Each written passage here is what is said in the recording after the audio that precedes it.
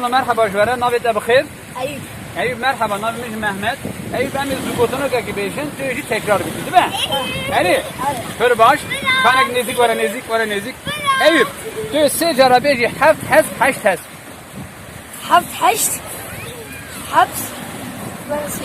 Ne bu? Ka were ka nêzik were?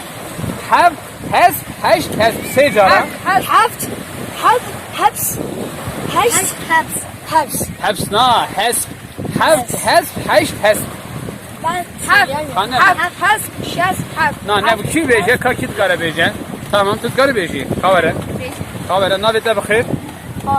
Kasım. Kasım abi sekine bırak kamera işte bişine. Kasım kamerayı binere. Kasım te sê cara bêjî heft hes, heşt hes. Haft. Heşt. Haft. Hepsine bunu. Ka kî bêje, ka were? Ka were? Tu sê cara bêjî heft hes, heşt hes. Haft. Heşt. Has. Heşt. Heft hes, heşt hes. Sê cara li ser hev. Haft. Heşt. Has. Hadi gayret bike. Haft. Gayret Heşt. bike. Has. Ne çıkıyor? Yeterler duyun zaten çıkıyor. Evet. Navê te bi xêr? Harun. Harun tu sê cara bêjî heft hes, heşt hes. Heşt. Haft. Has. Heşt. Na. De henekî nêzik got heft hes, heşt hes. Sê cara li ser hev. Haft. Heşt. Ha. Has. Heşt. Ne bu? Tu bêjî, ez bawer dikim tu bêjî. Ka were. Heft hes, heşt hes. Haft. Heşt. Haft. Heşt. Haft. Heşt. Ha, yekî de xeletî bû, dîsal em bêjin, tekrar bike. Heft hes, heşt hes. Haft. Heşt. Haft. Heşt. Has. Ne? Erjî ne bu? Ben Peki bêjim. dîsa bêje, dîsa tu xîret dikî. Ne dîsa bêje? Heft hes, heşt hes. Haft. Heşt. Haft. Heşt. Haft. Heşt. Bu. Dîsa bêje.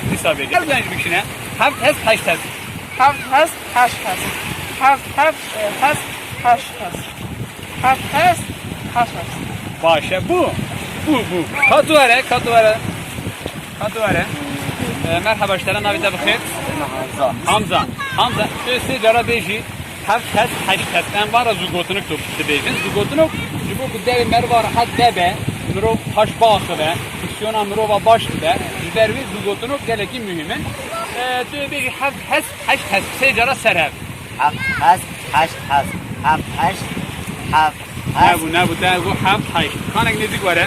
Karen de kamerayı, kameraman ne dikişine, kameraman merhaba işlere. Kaç dikişini?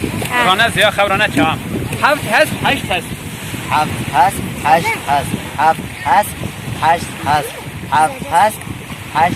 Her bici taraftar firoz dikim. Tabi. Ama ve videoyu babacığım kanalı tu kabul dikir. Tamam babacığım, gerek yok. Sağ ol.